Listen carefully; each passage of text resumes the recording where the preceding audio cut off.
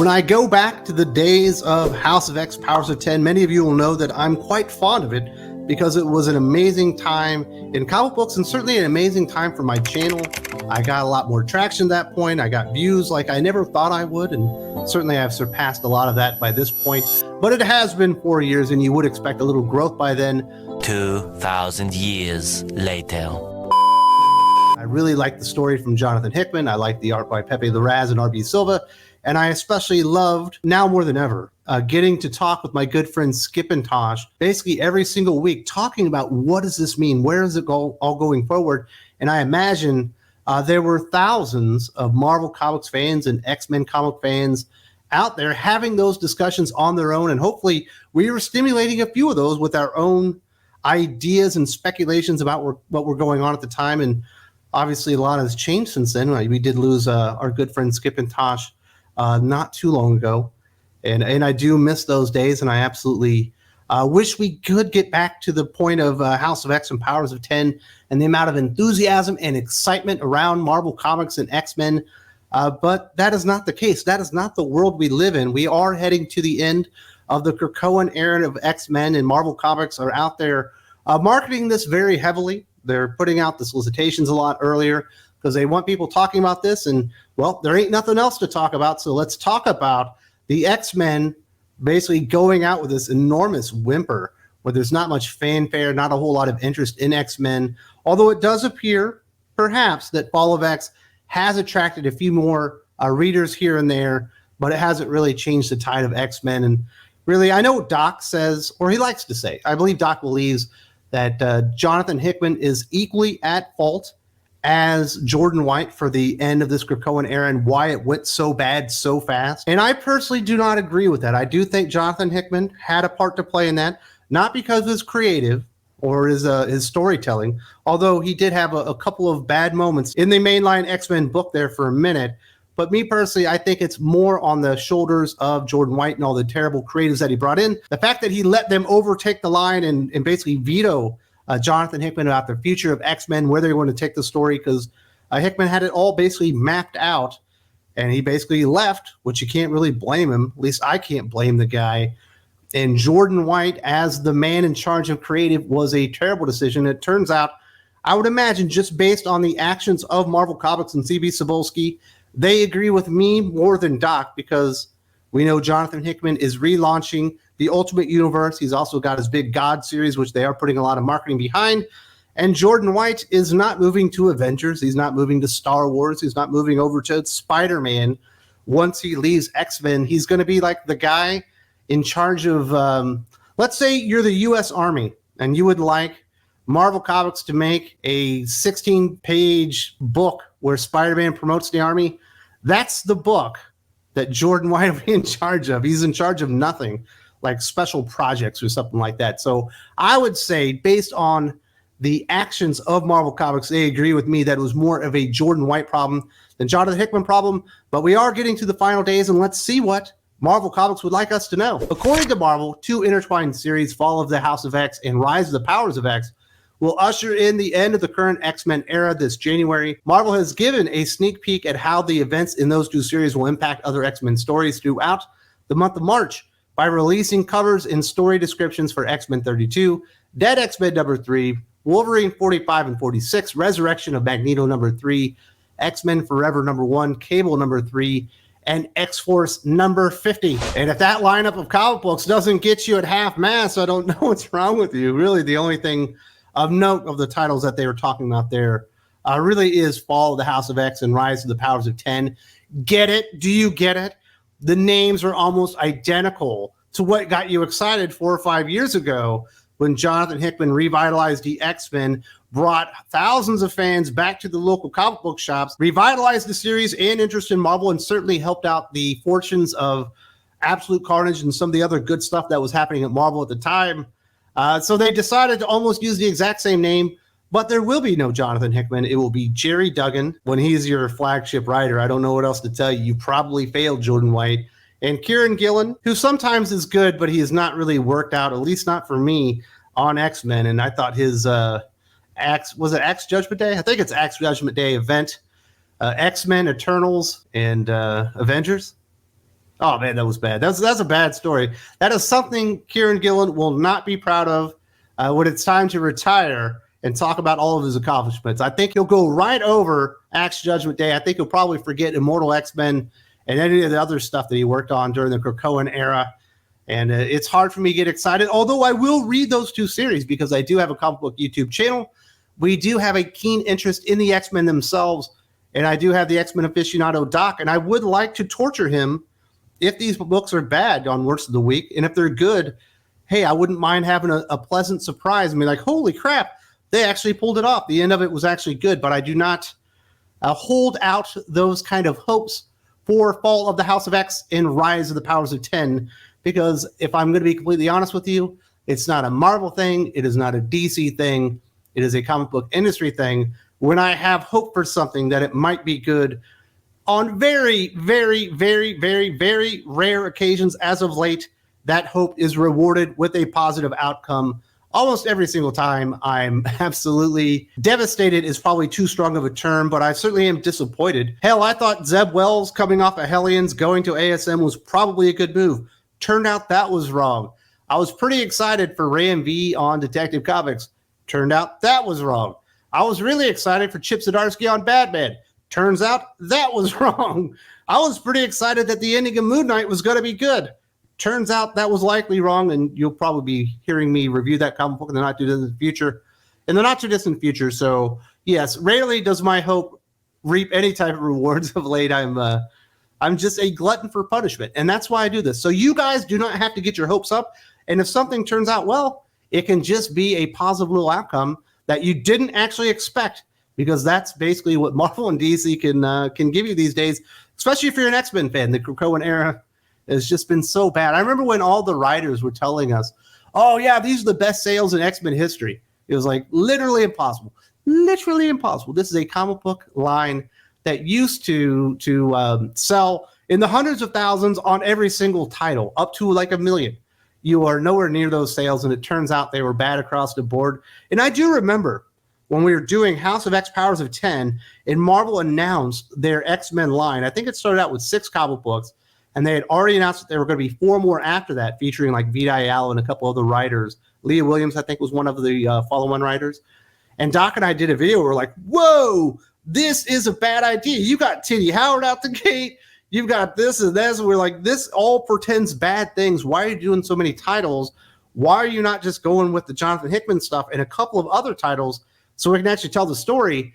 And I remember we got so much negative feedback. That was like the most downloaded video I ever had in my life. And I actually thought, I was like, whoa, did I make a mistake? You know, all these people hate me now. And it turns out I was just a young YouTuber, and I didn't realize, hey, that shit comes with the territory. Stick to your guns, because we were 100% correct. I never did a retraction on it. And Doc and I said, well, let's just see what happens. And it turns out Doc and I were right every step of the way. They killed the fucking golden goose. They chased off Jonathan Hickman, and now they're going out, not with a bang, but with an absolute whimper. Readers will be able to see the direct impact of Fall of the House of X throughout the X-Men titles in March. In X-Men 32, Kate Pryde and Ilyana Rasputin team up to stomp anti-mutant bigots' heads. The final battle against Beast will take place in X-Force's landmark 50th issue, where the X-Force use their secret weapon. The Sabretooth War is also in full swing due to March's issues of Wolverine, with both Orcus and the Stark Sentinels joining the hunt for a lost weapon as the violent war ramps up. Oh my goodness, we're going to get to see Kate Pryde stomping bigots' heads? That sounds amazing. Landmark issue number 50. Like, why are we celebrating issue 50s? Shouldn't we be celebrating issue like 150, 300? Aren't those landmarks? I understand they like to do a lot of celebrations and do special stuff, but this Ben Percy X-Force run has not been a landmark. I can tell you that, just as far as storytelling. He told this Beast story in 50 issues, and he didn't tell it well, but I'm glad it's going to be over, I guess, before it's done. But, you know, X-Force actually started out pretty good, had some promise, and then, I don't know, the stupid plant monsters took over, and it just never got back on track. And I left, and I would come back every 3 or 4 months to check out an issue and see if it was good yet, and it wasn't good, and it was still telling the same story that I stopped with. And that has gone all the way through, like, to last month when I read the last issue. I was like, oh, we're still doing the little Russian nesting doll people. That only lasted 40 issues, and it was not exciting. And certainly the big thing that will be going on outside of Fall of the House of X and Rise of the Powers of 10 is this Sabretooth War Wolverine event. Sabretooth, the biggest villain for Wolverine, even though during the Krakoan era, I was told it was some other guy that had adamantium skin or something, but they forgot about that guy. Ben Percy on a limited Wolverine event. Could it be good? Absolutely. Ben Percy has done some decent stuff on Wolverine. Notably, he absolutely had the best stories for like Ten of Swords or whatever that stupid event was. Wolverine going to hell to get the Maramasa Blades was actually pretty cool. So there's a chance it's going to be good, but Victor Laval is co-writing it, and he was doing like Sabretooth and the Exiles, and let's just say you don't want to read that one. Of all the Krakoan Age stuff, it's not the worst, but it's among the worst. That's I could definitely say that about that one. So I think maybe Sabretooth War will be worth checking out. Certainly something I'll probably check out myself. If it ends up being good, I'll probably review it with Doc just so I can throw him a bone of something decent to read that's X-Men related. But I have no expectation that it will be good, especially after that stupid Wolverine event he did like last year, where it was a Mora event, but they called it Wolverine, the 10 lives and 10 deaths of Wolverine. Oh man, it was weird. One of the books was pretty good, but the other one was absolutely trash. And then at the end, they were both trash. And I guess that's just kind of what happens in the X-Men office under Jordan White. I wonder why he did not find a nice landing spot within Marvel Comics, because he has no talent, and they realized he fucked all of this up too. It did not work out. Many of Marvel's 4-part limited series will also be nearing conclusion in March. Dead X-Men #3 reveals the real reason behind the Dead X-Men's impossible mission, while Resurrection of Magneto 3 gears up for a gripping finale as Storm Magneto face off against the King of Shadows seeking a new soul. Cable and Nate begin to uncover the origins of the Neocracy in Cable #3. New series X-Men Forever #1 kicks off following the end of Immortal X-Men and tying directly into the pages of Fall of the House of X and Rise of the Powers of 10. And X-Men Forever is certainly a title that we've seen in the past. I know we had it in the 90s and stuff like that. We certainly have had Avengers Forever. And there's like basically a 1,000% chance that X-Men Forever #1 is basically the next issue of Immortal X-Men, but they wanted a #1 issue associated with it. He had 4 more issues, so they created a miniseries and just gave it a name that people remember. It's almost, like I said, it's like 1,000,000,000% guaranteed. That's actually the continuation of Immortal X-Men. There's no way it's going to be anything different than that. Dead X-Men, Steve Fox, they found a worse writer than Vita Ayala and Steve Orlando. Congratulations, Jordan White. I didn't think it was possible. Steve Fox is probably a worse writer than Charlie Jane Anders as well, who's not actually a comic book writer. And another person that Jordan White put on the payroll for no reason whatsoever and absolutely destroyed the reputation and quality of the X-Men during Krakoa. So congratulations. Hopefully he never writes another X-Men comic in the world. And you couldn't catch me touching Dead X-Men unless it's on Worst in the Week, and I really, really, really, really want to torture Doc. It could happen. Resurrection of Magneto, whatever. I know he died with Storm on Mars or whatever during an event, but who really cares? It was the trial of Magneto, which was basically the resurrection of Wanda, Scarlet Witch or whatever, and that thing absolutely sucked. I mean, I know Leah Williams isn't writing this one, but that doesn't do anything with me. Cable has a chance to be good. Maybe. Cable's a pretty cool character, but they even fucked him up and kind of ruined that character. And my goodness, I think in the end, when this is all said and done, and there's like 10, 20 years of history in between the end of this and the current time, somebody's going to have to go back and write a book about how Jordan White and the Legion of Doofuses really did the impossible and made X-Men the least fucking cool comic book series in the entire world, the least cool comic book franchise at Marvel. A publisher, that has like Champions and shit like that. They made the X-Men less cool than Champions and New Warriors. And I think that was quite the achievement on the part of Jordan White, Leah Williams, Vita Ayala, Teenie Howard, Jerry Duggan, Ben Percy. I guess they all had a part in it. Certainly, Jonathan Hickman had a part to play as well. He's the one that wanted to hire Teenie Howard. I bet he didn't want to hire Leah Williams, though. Not even he's that stupid, you know what I mean? But I think the more time that passes, the more people get to see this. Like, we're going to have to do a study on all the things not to do. When you have a distinct, clear voice, do not mute them out or get the noise level up so much with other bad creators that you forget that there was something great about this. The biggest what if story of all times in Marvel Comics. What if they let Jonathan Hickman tell his fucking story? Would the X-Men still be a hot franchise? Would it be the number one selling comic book in the entire industry? And I think it probably would be, because there was so much led up to in House of X Powers of 10. We will never get that, but we will get Fall of the House of X and Rise of the Powers of 10.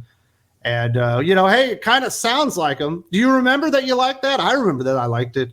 But I know that there's probably no chance that we'll get that kind of quality with these series. And, hate to see it go, right? I'm not going to be hopeful about this next reboot from Tom Brevoort and company, because I have heard some of the details. Now, these are rumors, and I haven't had them confirmed by Brevoort himself, but the details are strikingly bad. Are they as bad as the Krakoan era? Maybe not, but they aren't that much better either. And I think we are in for the long haul of really shitty X-Men comics. It's not like House of X Powers of 10 all of a sudden had like a year-long run. It stopped after 12 weeks, and before that, X-Men had been shit for like 6 years straight. So if you're an X-Men fan, I'm very sorry. We will continue to cover this here on the channel, and certainly on the Patreon, where we have a lot longer conversations. I know some people like the longer content. It doesn't really work out for YouTube. I like to keep the videos under 15 minutes. If you go over to the Patreon, we do 3 new podcasts every single week. We do a pop culture comic book news podcast with Aaron Sparrow, 2 hours. We do a comic book review podcast with my good friend Jim from Weird Science, 2 hours. We do a Q&A with Doc, where you can ask questions and we will answer them. 6 hours of brand new content right there. We also do an unfiltered show with Doc, where you're going to hear everything that the guy's got to say, whether it be about the topic of the week or the comic book review. I also do all the solicitations. We're going to be reviewing the entire Planetary series. We're going to be reviewing all the Miller World. I also do a comic book review voted on by the Patreons themselves every single week. So there's a lot of stuff over there. And if you like longer form content, if you like more information, if you like better discussions, I do suggest you go check it out. And I think you'll find there's a lot of great stuff there that you would like.